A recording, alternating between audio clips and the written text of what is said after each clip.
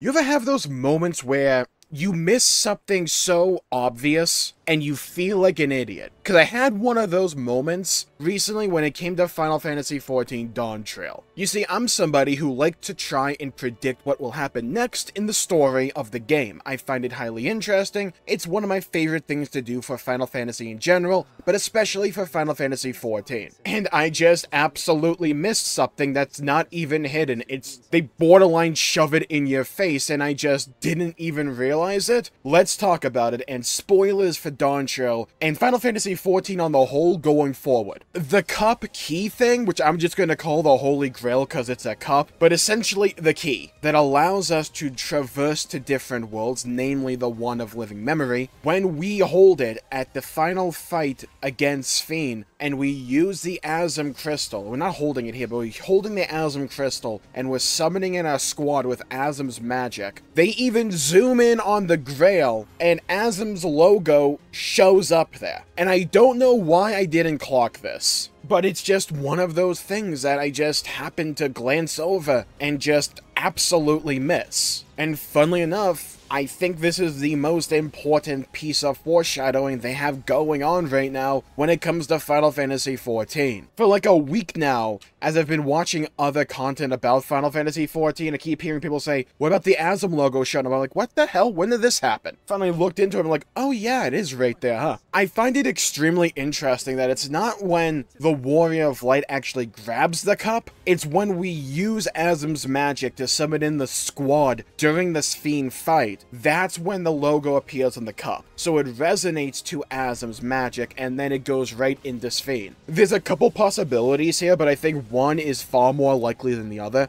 The less likely option, or at least reason for this, in my opinion, could be that it's not necessarily an Asm artifact, it's an artifact from the Convocation, and whichever member uses their magic, the cup would resonate with, and just because we used Asm's magic right near it, it would resonate to Asm's magic. Could be that, though I do think it being a relic of Asm is far more likely, and just makes more sense because I was under the belief that the next big narrative arc in Final Fantasy XIV was going to be Asm focused. I'm more inclined to believe that than ever before at this point. And the more I kept thinking about it, now I kind of think that Dawntrail is serving a different role and function than what I initially thought it was going to. With Dawntrail, they're obviously planting seeds to nurture and grow in the future, right? We have the Asm Cup, we have Fiend's Crown, we have that whole organization that they kept talking about throughout the Dawntrail MSQ, which will probably come back at some point in the future. And they still have Zero and Golbez on ice right now, waiting to come back into the main story. But when it concerns Dawntrail specifically, I think one of the big things they're going to do, or at least one of the options, right? Because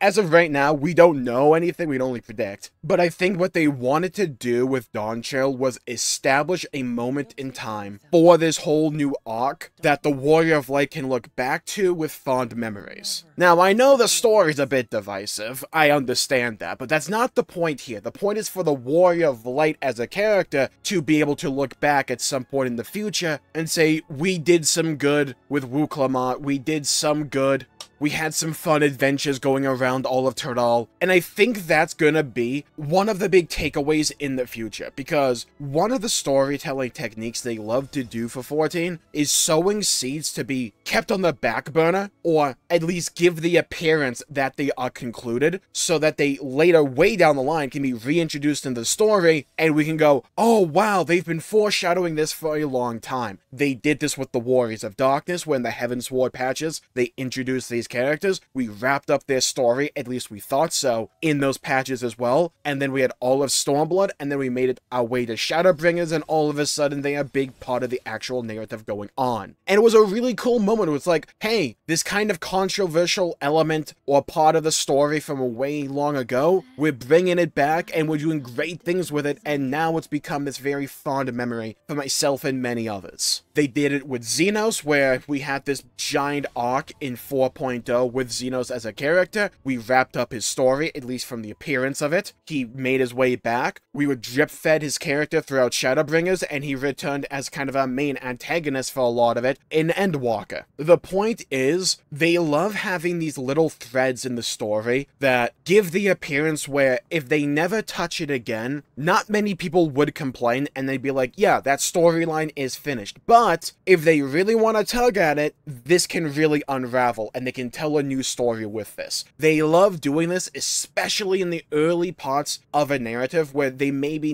don't have the entire vision laid out yet, so they can pick and choose what elements they want to be or that they deem to be important and really continue with that. They did it a ton in the Hydaelyn Zodiac arc, and I think that's what they're trying to do with this new narrative arc. You have characters like Wu Klamad, where we have this entire character who went on her hero's journey, accomplished her goals, and her story is pretty much concluded in its current form. You can put that character on ice if you really want to, and never address them again, and that's a complete story. Beginning, middle, and end. Again, we're not talking about overall reception to the story, we're talking about, is this narrative arc done? Yes, but the character's also written in such a way where they could be reintroduced rather easily, since we can always just say, Kona, you take care of the home front. You have this Fiend Crown, which I think they're going to almost certainly do something with. You have the Holy Grail Cup. And the more I think about the role Dawntrail can serve, I'm thinking on to a simple question. How do you make the players care for another giant saga? Because we already had massive scale and stakes when it came to Meteon and Endwalker. We had that. And you can't just keep going up and up and up, but in my opinion, one of the best ways to keep player interest or to keep attention in a story, when you go to these monolithic heights for scale of a game or for scale of the story itself, you then go smaller. However, you make it personal. Which are you more likely to care about? Saving the world itself, or caring to save a small part of it that you really care about that's filled with characters you have come to know and love, or whatever? Or even if it's all about saving one character. Stakes only work as stakes if you actually care about them, if you have some kind of investment with that. We've already saved the world. We can do it again, sure, but it would largely be a rehash. What if the goal is to save ourselves? Final Fantasy XIV is a game where, funnily enough, the longer it goes on, implicitly, the more we will end up caring about our own individual character, because we're spending more and more time with that character, with our Warrior of Light. They've done this before with the Dark Knight story. They've done it to a degree, but I don't think that's the only way you can go about doing this. They did not need to show that Relic interacting with Azim's magic. They did not need to do that. It was a deliberate story choice. And the only reason you would do that, in my opinion, is if you have already established a plan, some kind of plot you want to tell with that. Or you want to keep it open because you know it's going to be important, but you're not sure why. So you're just going to shove the logo there so you can fill in the gaps later. Either way, you do it because you know at some point in the future it will be important to the story. And if that's important to the story, it means Azim's going to be important to the story. Quite a few people have already predicted that this new narrative arc will be Azim focused, like Jesse Cox, and I agree with a lot of his opinions going into the future for Final Fantasy XIV in regards to this being an Azim-centric story. But Yoshi P was recently asked what's going to go on with the Scions, and one of his big takeaways was that players don't want the Scions to be essentially half-baked. Either lean into them or lean away from them. Don't have this like awkward middle ground. If you do a story arc about self-discovery for the Warrior of Light, and you essentially do the Dark Knight story, but you expand on it, you flesh it out, you make it unique and different, you don't just rehash it,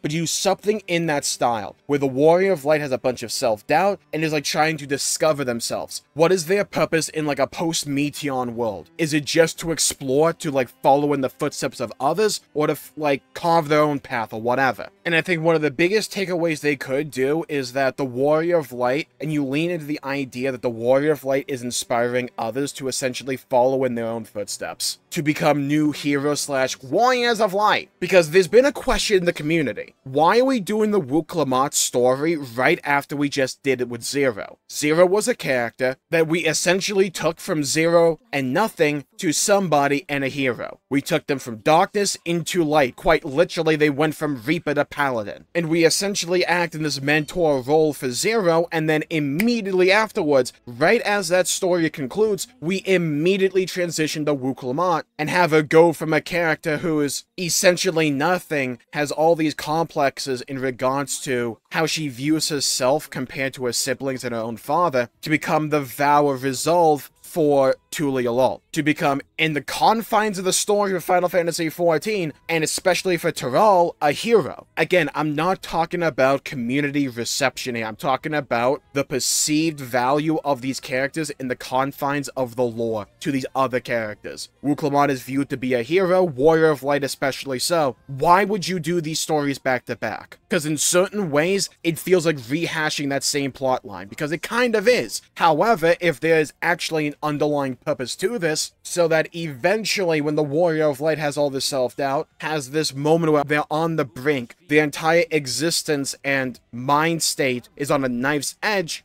you can bring them back from the abyss, saying, look at all this good that you did. Look at all these people you helped. Not even in terms of saving the world, but so that they can also be heroes. Something like that. Like, I can see the cutscene now where the Warrior of Light closes their eyes and looks down and thinks upon their journey with Zero, and then immediately afterwards WooClamart, and then maybe a third character we get introduced with at some point in the patches here, or in 8.0 or whatever. I don't think this will be resolved in 8.x, probably like 9 or 10, if not even past that. But I could easily see this storyline starting rather upbeat and optimistically. Heck, the expansion's called Dawntrail of all things. And outside of the 2 genocides we happen to have throughout this story, just gloss over those, it was largely an upbeat and happy-go-lucky narrative of characters finding themselves and understanding one another. I know the song Smile's a bit polarizing, but like that is a good representation of the feel of Dawntrail. Very upbeat, happy, smile, be happy. I think the tone can continue to gradually darken though as this story goes on. Heck, it even kind of did that in Dawntrail itself, just a bit more rapidly, but like, for the overall tone of expansions going forward, I can see this getting darker and darker and darker, and focus more so specifically on the Warrior of Light more and more and more and more till it all comes to a head. Dawntrail was largely focused on the character of WooClamart, but there were a few key moments that focused in on the Warrior of Light specifically and what they wanted to do. And the overall takeaway for me is that they wanted to adventure, they wanted to go out there and to see the sights. At our first opportunity that we had, we went to Shaloni because we just wanted to explore there. And 7.0 concludes with the Warrior of Light basically looking at a map, judging, hey, where are we gonna go from here? And then basically beating us over the head with, hey, the cup and Fiend's crown is going to be important. Please pay attention, Mr. Streamer. Please notice that we put the Asm Circle logo on the cup, please. Jmulls, please listen to this, please. It's important. You should know this. This shouldn't need to be spelled out for you, but apparently it had to be. Look, at the end of the day, it's a theory, right? And a rather vague one at that, and could be completely wrong. However, I'd rather be optimistic here, because this does kind of sound like something they would do. It's a vague enough premise to where they can change it a little bit based on player feedback in these early stages, and really hone in on a specific vision they want to enact at some point in the future or illustrate. But the little bits throughout this story that feel as if they are obvious foreshadowing to me, they kind of fit in this vision. And the pieces that felt like, hey, why would they do that? Why would they go from Zero immediately to WooClamart? Why essentially have us train one character to immediately train another? Oh, maybe they'll bring this back at some point. Maybe this is the reason. The Warrior of Light acting in this mentor role is something that's going to be important down the line. Maybe it's not so important. It is important to some degree, right? That we're developing the characters of WooClamart and Zero. But maybe the overarching goal is not necessarily those characters, but the role that it will essentially have for the Warrior of Light in the future. That makes sense to me. This feels like something they could do somewhere down the line in the future. This feels like the type of foreshadowing they would do. And basically, what I'm saying here is that I desperately need